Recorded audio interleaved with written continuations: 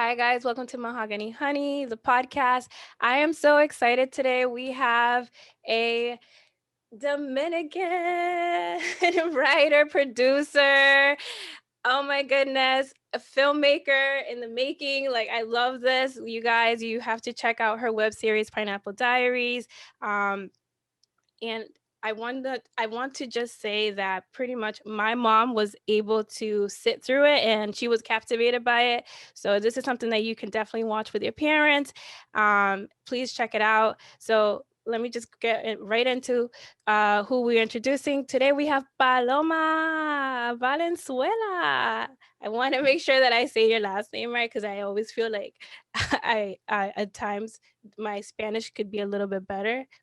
How's Valenzuela for you? Oh, perfect. Valenzuela, as long as it's not, I mean, not that I mind either way, but a lot of people say Venezuela when they read it too fast. And it's not Venezuela like the country, it's Valenzuela, just the last name. But yeah, you say it perfectly. Okay, you guys, you heard that. Now you know. Taking my So, tea. writer, producer, and creative director of the Pineapple Diaries web series, Paloma Valenzuela. And she's a current resident of Boston, Massachusetts, you guys. Yes. Yes, Boston. We're representing the New England area today. Yes, New England Dominicans. Dominicans don't only exist in New York, y'all. It's true. It's the truth. So I'm so excited to explore detailed, storytelling journey into your path to becoming a producer and owner of La Gringa Loca Productions. Throughout the conversation, we hope to give the listeners and the viewers on your resilient journey thus far, because it is, and highlighting Boston inner cities as well, local talent, and the advocacy in film. All right, Paloma, give it to us. What's good? Just here having a conversation with you. I'm happy to be here. Thank you so much for inviting me onto your show. I love I just, love what you're doing with your show and reaching out to women in production. And I think it's a show that a lot of other women in production can learn from, including myself, to hear stories of other women in the business and women storytellers I love it. I love it. So I think it's great what you're doing with your show. I'm excited because we're gonna get into, speaking about the culture, the arts, you as women, us as women entrepreneurs, and advocacy for multicultural populations, and the fact that where we reside definitely has either inspires us or has influence over, the things that we do day to day when we do go ahead and create content. And so let the listeners know, girl, what's your personal and professional background? My personal and professional okay, my personal background is I'm Dominican-American, biracial. My father is Dominican, Afro-Caribbean, from Las Matas de Farfán, and my mom is American, Jewish American, with background from Hungary and France, and I was born here in Boston. I was born specifically in the hospital in Cambridge, and I grew up in Jamaica Plain, moved here to Jamaica Plain, Boston, I believe I was in the second grade. And so I've been here more or less ever since. I went to secondary school, middle school, high school, and college here in Boston. And after college, I went to Emerson College. So I guess this is going into my professional background. I went to Emerson College and I studied writing for film and television. If you hear any little scurry stuff in the background, it's my cat, La Lupe. I see her over there with a little yarn ball. She is so adorable. Okay. I still can't get over how cute she is. So after graduating from Emerson in 2009, I decided to move to the Dominican Republic. And, not to say that this is the reason why, but, growing up in a multiracial home, multicultural home, even though both my parents speak Spanish in the home, my brother, I won't speak for him, but as from what I remember, me and my brother didn't speak Spanish growing up. My parents say that I rejected it when I was a little kid, although I was just a little kid. But although I will not pretend I know how to be a parent and how to try to, you know, raise your children bilingual. I mean, I think that that is a challenge, especially the older I get. I know how hard that must be. Basically, I struggled with that. In terms of like my identity. Of course, again, being biracial, you're always searching for your identity. You're always searching for people to figure you out, people to be able to place you somewhere. And you know, now that I'm 33, I understand that I don't need to be placed anywhere, that I am who I am, and I'm proud of every part of me. I'm proud of who I am, and I'm proud of my racial makeup, my cultural makeup. I just am who I am, and I'm like, don't need to apologize for it. But when you're a little girl and you're in high school, you're desperate to find someone to pinpoint who you are, to give you an identity, to place that on you.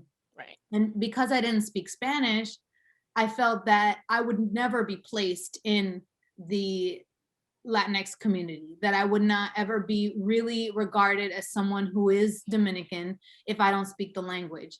And of course, again, now at my older age, I recognize that no matter if I ever learned Spanish or not, I was always going to be a daughter of Quisqueya, and I was always going to be who I was, and I'd never needed to prove myself to anybody via doing any of that stuff. However, after college, I moved to DR to improve my Spanish. I had been trying to learn Spanish on my own through college, like translating songs and trying to read and like learn here and there words. I kind of went to DR for a month before my sophomore year of college to take a Spanish class. And so I had been doing a little bit of stuff here and there, but I felt like what I really needed was to go there, to connect with my roots, to connect with my family, to get to know them better so they can get to know me, so I could get to know like La Tierra.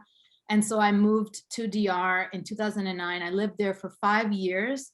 And I worked in cinema, sort of freelancing, doing script editing jobs. And I also worked as a theater director at a bilingual school.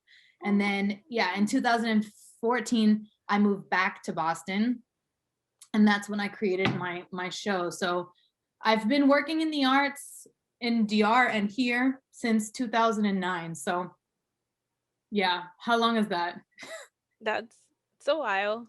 Yeah, is that over a decade? Almost. So yeah. So that's how long I've been doing this. And I didn't start freelancing, meaning full-time doing only artist sort of contracted jobs, including arts education, since 2014. So I've been freelancing since 2014, and I still do it today. So Awesome. yeah. That's awesome. I definitely want to know, you know, where you reside and where you grew up. Like, how has it influenced you or inspired you? You know, I think it's interesting, and I can look back, like, you know, I guess it just feels like so different now, my reality, you know, in terms of my relationship with Boston, to look back at what it was before. But, you know, for many reasons, like probably just because I grew up here, and, you know, when you grow up anywhere, you're kind of like ready to leave. But also Boston not necessarily feeling like a home for the arts growing up.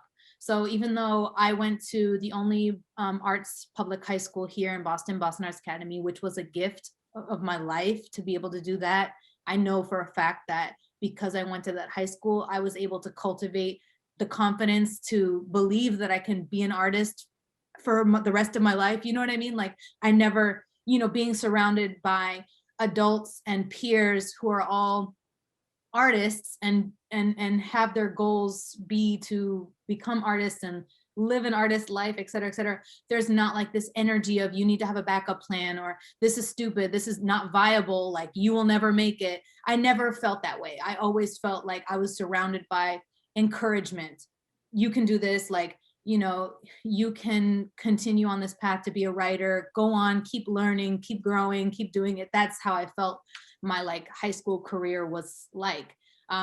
But outside of the bubble of high school, Boston is not necessarily a arts city, and Boston in general is just complicated in terms of for lack of a better way of describing it, for like it's public relations. I feel like it isn't working for us. Like I have this feeling that like for some reason, I mean for many reasons, because they're fabulous cities, Los Angeles, New York, Chicago, they're deemed like these super cool cities, vibrant, there's history, it's wonderful.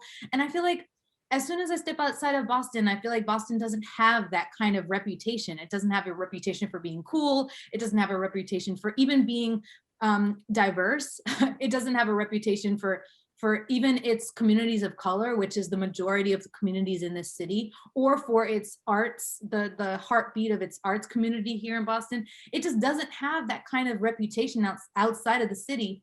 And so it makes you kind of feel like you want to shrink yourself, like, okay, I'm from Boston, like don't tell anybody I'm from Boston, you know, and then you want to go anywhere else, like let me go to LA, that's where it's at, let me go to New York, that's where it's at. Yeah. And so that was definitely my growing up, like that's what it was like, you're never going to make it here, you need to leave. And so when I came, so even all of the other stuff that I did, I went to LA my last semester in college, which was something I thought I'd come back to after DR. I actually went to New York after DR, like in the middle there. I went to New York for a year. Going back to Boston was never like an option. But after 5 years living in DR and realizing that I needed some sort of change, I needed to quit my job. And, you know, the only option I had was to move back with my parents, which I have no shame about, because I'm very, very lucky to have my parents even support what I do and to want to be there and to be there. The fact that I even have my parents in my life and that they're still married and that they love each other and they love what I do. And they, you know, for me, it's a gift as opposed to something I should feel ashamed of that I had to go back to them. To me, it was a gift. And so, but they live in Boston. So, you know, it never occurred to me that this was going to be my home after moving back from DR. This was just the interim, like this is just like temporal. And coming back to Boston, and this is the amazing thing, is coming back to Boston after going to DR, which I love. Like I loved living there. You know, I feel like since I moved there after I was 21 or something like that, like that's my early 20s, I made like my lifelong friends there in DR. You know, one of my best friends, Tatiana, to this day, is one of my best friends, and she lives in Santo Domingo. And so coming back here, and I left all my friends, you know, I feel like what am I doing here? And to build myself back up again in the city was an exploration. And I reconnected with old friends from Boston Arts Academy, my old friends who actually moved to other places that came back to Boston at the same time. And we, you know, decided to produce this web series, The Pineapple Diaries, when I came back. And in doing it, it was kind of like, we're going to do this show here in Boston because we're here. But in moving back here in my you know, mid 20s, I don't know the math, I don't know how old I was, 27 maybe, I don't know. Coming back and reconnecting with the city as an adult, I like fell in love with my city. Like I felt like there's something about me in this city that is a part of my identity, in addition to everything else I was looking for, like my Dominican roots, or, you know, even like, you know, everything about me that I'm trying to figure out was also here in the city. Like I am a Bostonian. Like it's almost like the one thing that no one can take away from me, because again, being biracial is complicated and people try to figure out, they try to put you in a box. But one thing no one can say about me is that I'm not a Bostonian. Like I'm a Bostonian. And coming back here and wanting to create a show here in Boston made me think like how wonderful it would have been growing up in Boston and having been able to see a show like Pineapple Diaries as a Bostonian, as a young Bostonian, seeing something filmed in Boston that feels like the Boston I know, like in my corner of the city, in Jamaica Plain, in the, you know, Latin quarters as it's called now, which Hyde Square is what it used to be called. You know, Hyde Square, Jackson Square Station, you know, the Dominican businesses and the Dominican community here in my neighborhood. To me, that is a part of the Boston that I know that I never saw on TV. And so to my extremely long answer to your question is, it was through rediscovery of my love for this city and wanting to do something different here that I feel like I wasn't provided with when I was growing up here, again, which is representation of the city that really reflects the city that I know. Because I can only speak from my perspective. Someone else might be like, that's not the Boston I know. Okay, well, maybe you're from a different neighborhood, but this is the Boston that I know, and I hope that it reconnects to other people from Boston that can watch the Pineapple Diaries and say, oh my God, that looks like my neighborhood. That's the Boston that I know. So in doing that, especially going to all the locations we went to, you know, getting like connecting with the community, like Eggleston Square, Main Street, Hyde Square Task Force, you know, the organizations in the neighborhood, and the businesses in the neighborhood, like actually reaching out to them to see if we can film in their spaces, and then being able to film in their spaces. The amount of places that we got to film here in the neighborhood, you can't help but fall in love with the city, with the community, with the amazing people that really, like, you know, con los brazos abiertos said, go, come, like, come film here, sure, like do whatever you're doing. Like, obviously, Yeah.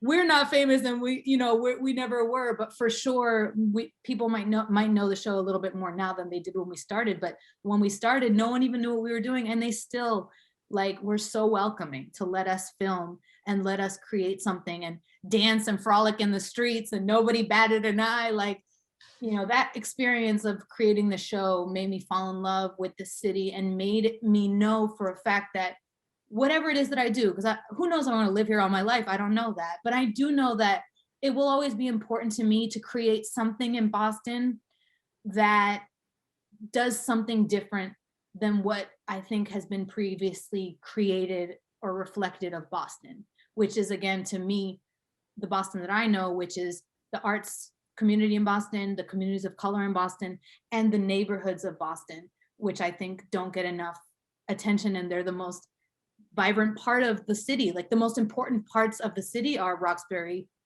Jamaica Plain, you know, Mattapan. Like, that is what is important about the city. And so that is what is important to me and inspires me to create. So because I watched a little bit of it, like I expressed to you earlier before we got on here, you brought back a lot of like my 20 memories too when I was in my 20s.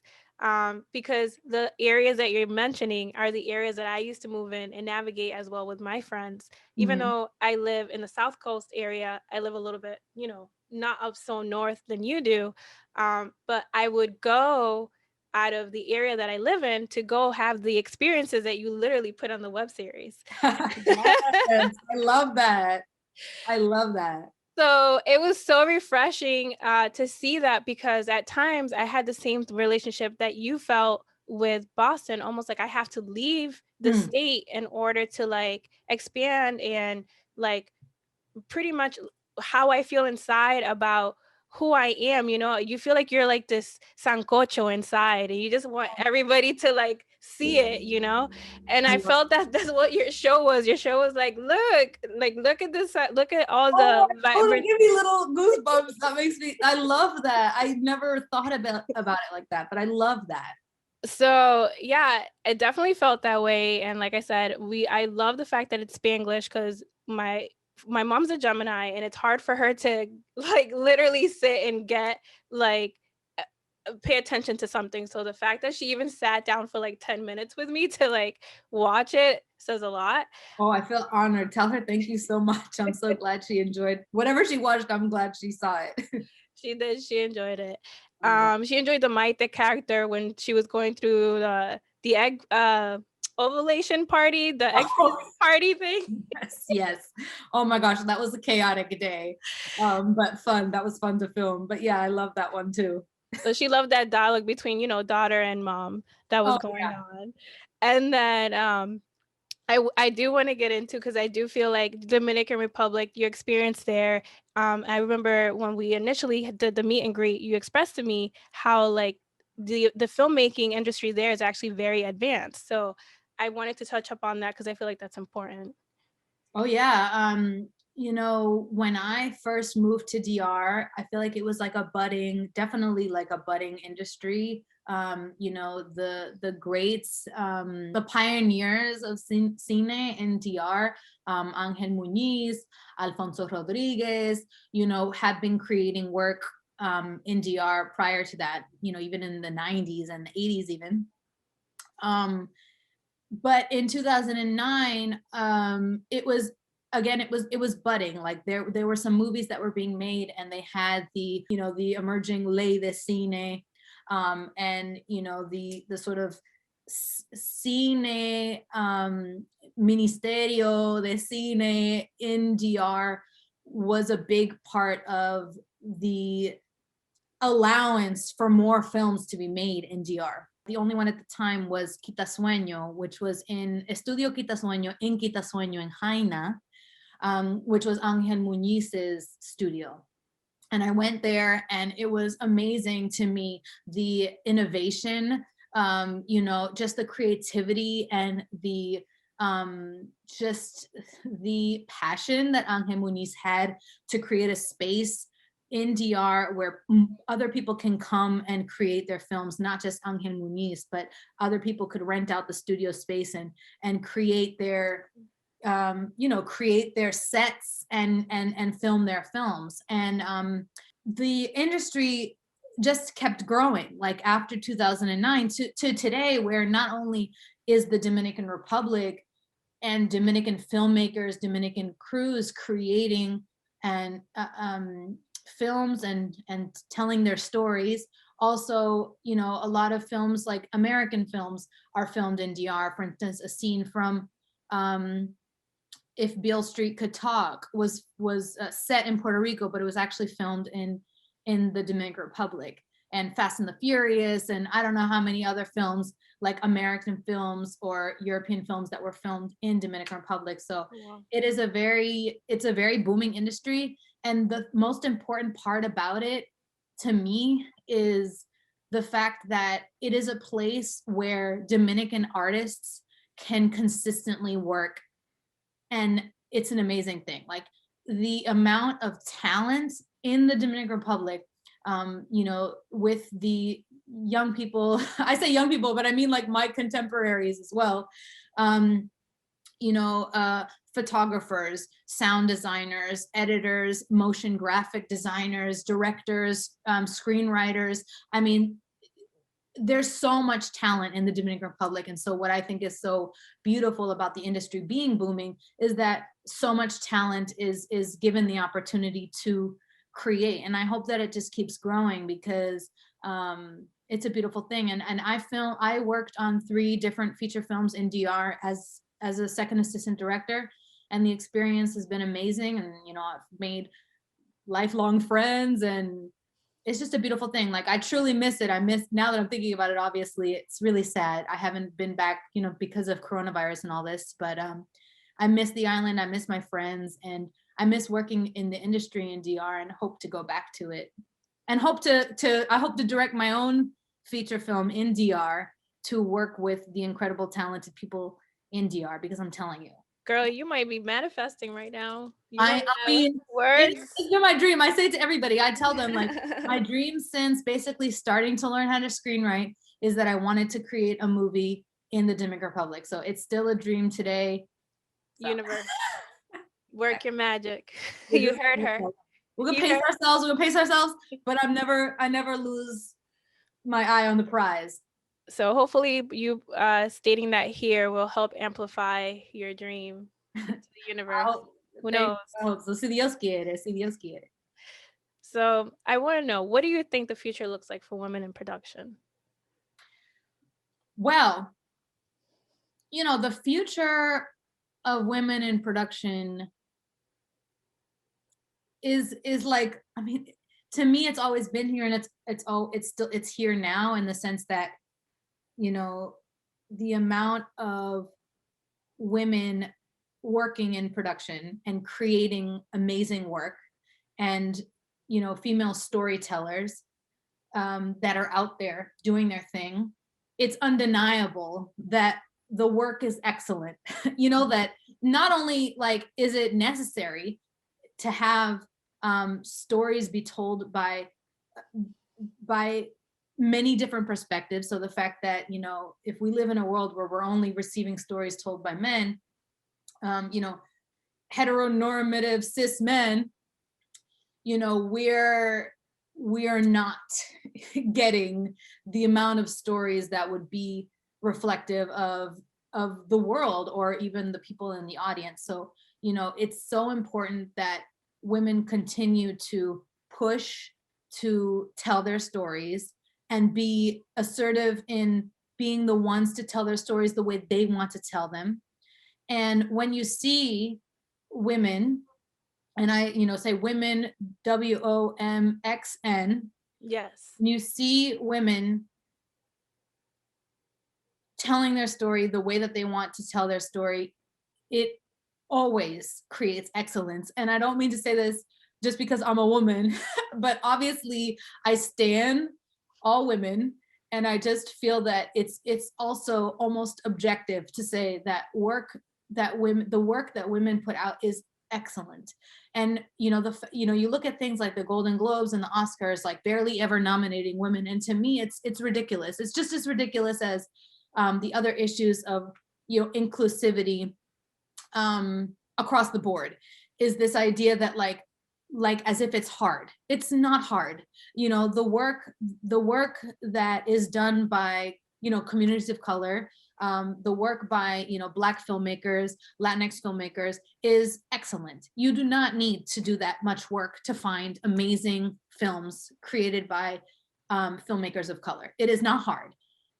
So likewise with women and women, WOMXN, is that you do not need to do that much work to find excellent work by these filmmakers.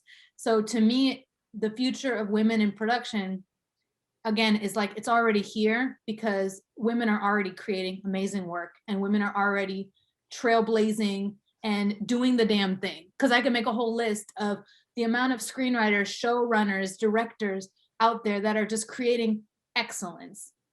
But also the future of women in production in terms of recognition is also a part of holding accountable the institutions that are refusing to change. And those institutions are, you know, Hollywood as a whole, you know, the production houses, executive producers, and the institutions like the, you know, Hollywood Foreign Press Association and the, you know, the Motion Pictures and Sciences, the Oscars people, you know, all of this stuff, you know, the idea that women in film are creating amazing work.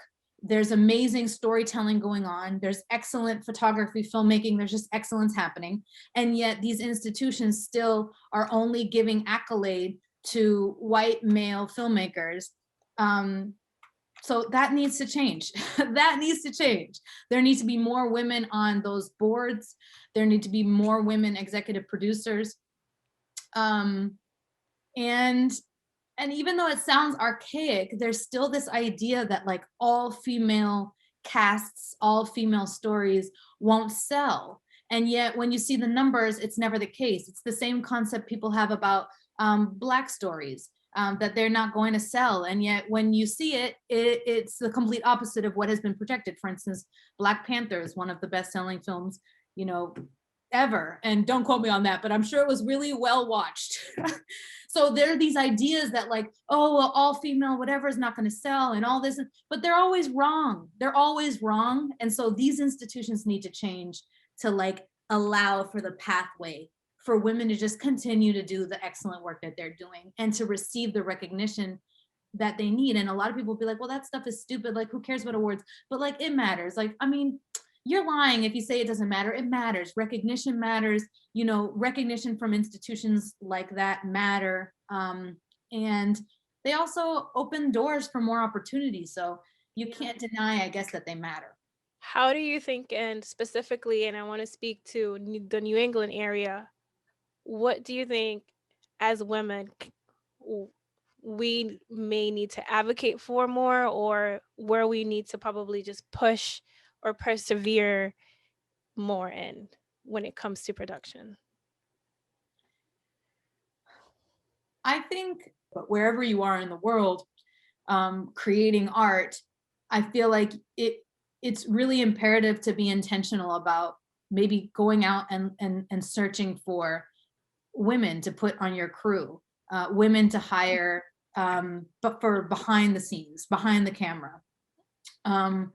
And again, I'm not like policing anyone. Again, I've worked with men. I've worked with many men on Pineapple Diaries and et cetera that I love working with. And, you got to find the people that you have chemistry with that you can work with. And so that's the truth. But I also think it's really important to reach out to women and ask women to be in your crew. And even young women that are just looking for an internship or a production assistant, just bring them on, because the more you have women learning from the production that you're doing, or being a part of what you're doing, the more they're going to take from that and then do their own thing, and it'll just domino effect.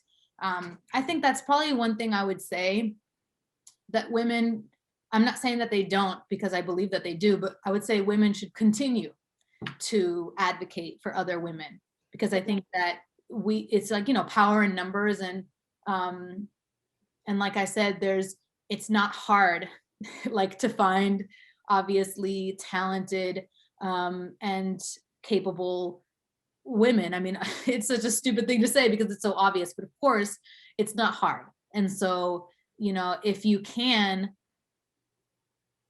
hire a woman in your crew, hire an all-female crew, then I think that's something that's a wonderful thing. Like, what led you on to come on? Oh, well, like I said, I love what you're doing. I love the theme of your program and bringing on women in production. And like I said, it's a program that, I feel like will listen to for future interviews, to learn from other women that you bring onto the show, and having a platform where women can talk about the work that they do and their perspective as women in the industry or as independent artists is so important. So, obviously I'm honored that you even asked me to be on the show, and that you are interested in anything I have to say is an honor for me. And I love stuff like this. Obviously I'm, I stand women, and I love learning from them, learning from their perspectives and their experiences, and growing in a community of women is important to me. Yeah, because I was hearing it when I had asked the question. So I was like, you're doing it right now, right? It was almost like that's what I was trying to get out of you. I mean, we try. I mean, it's funny too, because I really do. It's also really important for me to like create, male characters or cis male characters from my perspective in my world, like I definitely feel that in many ways it's obviously, my show is a comedy show, but it's also like obviously a very positive show. I mean, we talk about real things, but we always keep it on the comedy side and stuff like that. So I feel like the men on the show, are not necessarily perfect, but I find them to be reflections of, men that I admire. And I think it's okay for me to write male characters like that. Men that are feminist, men that are, kind, men that are not necessarily toxic, you know what I mean? Like, so it's still important for me to write male characters, and not that they're always going to be aspirational male characters, but and to have men on my crew as well, because I almost feel like it's also important for men to have more experience. And I'm not trying to generalize, obviously, so I'll make that disclaimer, because obviously there are plenty of men out there that, again, are very much advocating for women and in general. And so, but I would say that, having men on a crew with mostly women is also going to be beneficial for that man, because I think that also men need to have much more experience working under the authority of women, for lack of a better way of saying it. I might tell you to take that out, but just the idea that like, I think that it's important for men to also really just get used to like working under women, telling them what they want and telling them what they need and working under female directors. And I think it's important all around. So definitely still hire men on your if hire whoever you want, but just know that Be inclusive. be intentional. Yeah. Be intentional and inclusive still. Don't forget Yes. to also, because we're over here advocating for ourselves, but also like we have to ensure that at the same time we're speaking what we're saying and Exactly. be inclusive. Be inclusive in general. And again, I don't think that being inclusive, because I feel like I see a lot of like businesses and corporations do like mad fake shit. Like I remember these sort of like apologies and stuff about or talking about accountability and stuff like that. And that's fine, but I also feel like, again, it's not that hard. Like it isn't that hard, to again be inclusive, or to in their case have more Black members on the Hollywood Foreign Press Association. It's not that hard. And so to me it feels like, yeah, you got to just I don't know, I just feel like it's really not that hard. And so yeah, being intentional is important, and just understanding that like being inclusive never ever will mean sacrificing any artistic content or artistic caliber, because the amount of talented artists of color out there is like just you can't even count it. And I feel like we're in a very innovative state right now.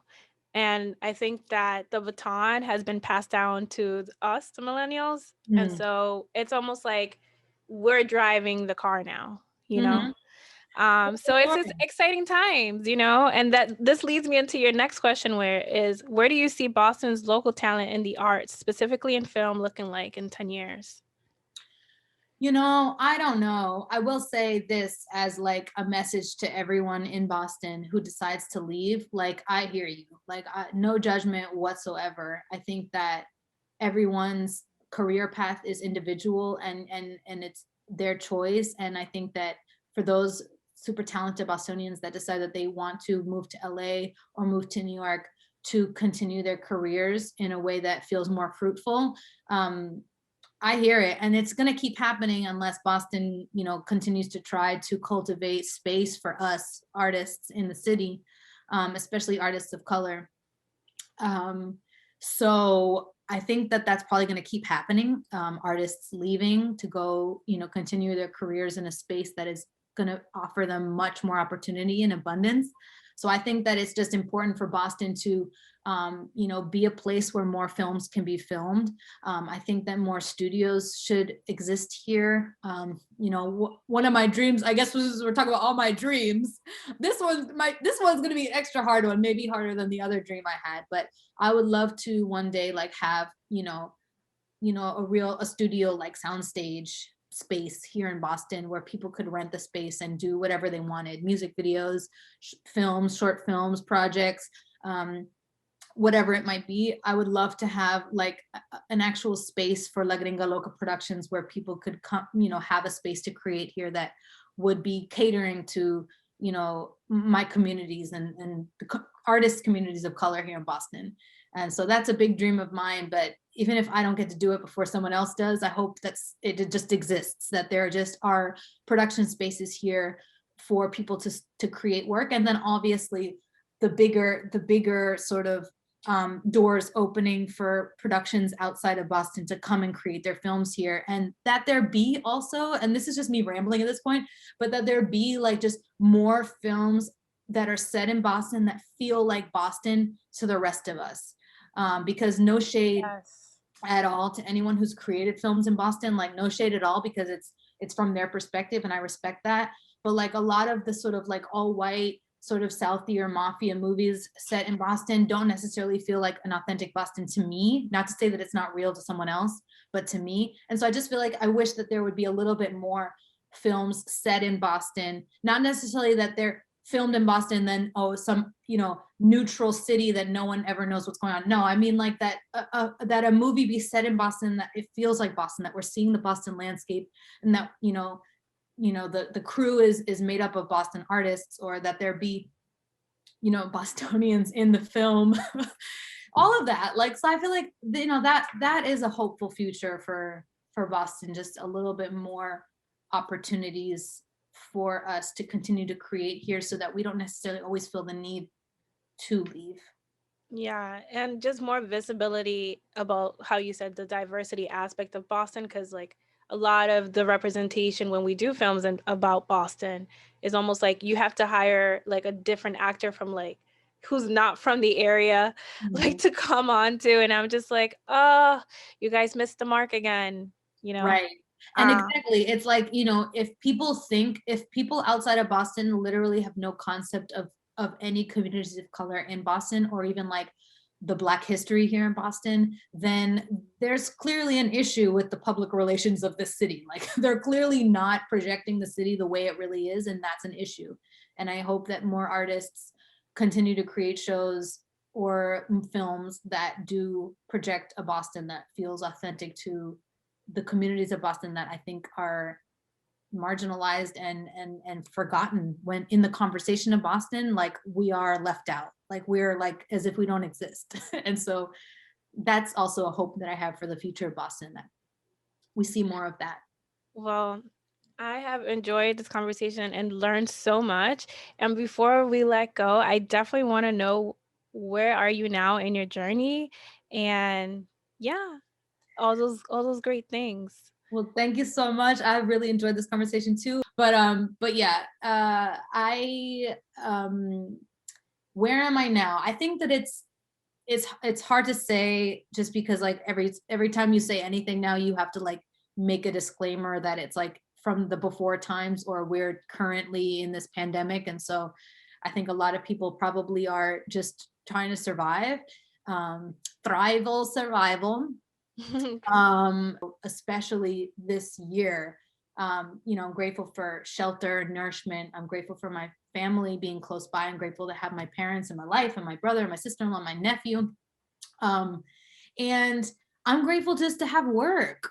Like, I cannot believe it that, in this time I've been able to sustain paying my bills and to sustain myself doing my art, and that I'm doing projects that I really enjoy, including my, teaching gigs. I teach a class at Boston Public Schools. I teach with GrubStreet, which is an organization here. And I just started at Brandeis University teaching a screenwriting class. And I just cannot believe that I'm able to do this, because I truly love it. And the video projects that I do, with the Gardner Museum or any other gig that comes up, is just such a gift. So that's where I am right now. I'm just so grateful to be working. I do recognize that, maybe for some, like during the pandemic, this is the time to like write 50 screenplays. I emotionally am not there. I literally feel like my main goal has been to secure work and to secure some sort of stability to maintain myself during this time. And again, the fact that I've been able to do it, I do not take for granted. It is a gift. And I'm so grateful for it, because I know that it's not easy. And especially someone who works in the field that I work with, it's almost inconceivable that I could possibly be stable at this moment. So I'm just grateful for that. But I hope that in the stability, I can find more of a routine to finish a screenplay that I'm working on, and glean more towards the future of possibly producing my next project.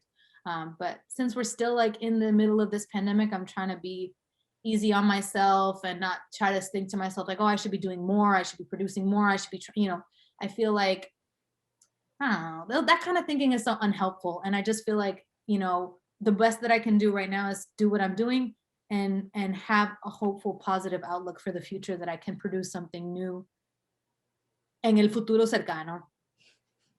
Si Dios quiere. Si Dios quiere. Si Dios quiere. So that's where I'm at. I'm just in a space of gratitude every day. Right now, we're all figuring it out. This is like new rebirth, like new territory. I feel like I can't believe how much we've actually adapted, You know, it almost is Yeah. wild. It's wild. I feel like I try to remind myself every day, like, especially when I feel those moments of I'm not doing enough, I'm not doing enough. It's like at the end of the day, I don't think there's one human being that exists right now in this world that is a professional at living in a pandemic. Like, oh, I got this. No, I feel like everyone in some way is either struggling emotionally or tangibly within whatever it is their everyday lives. And in terms of the emotional part, like the ups and downs, I'm sure everyone is going through it.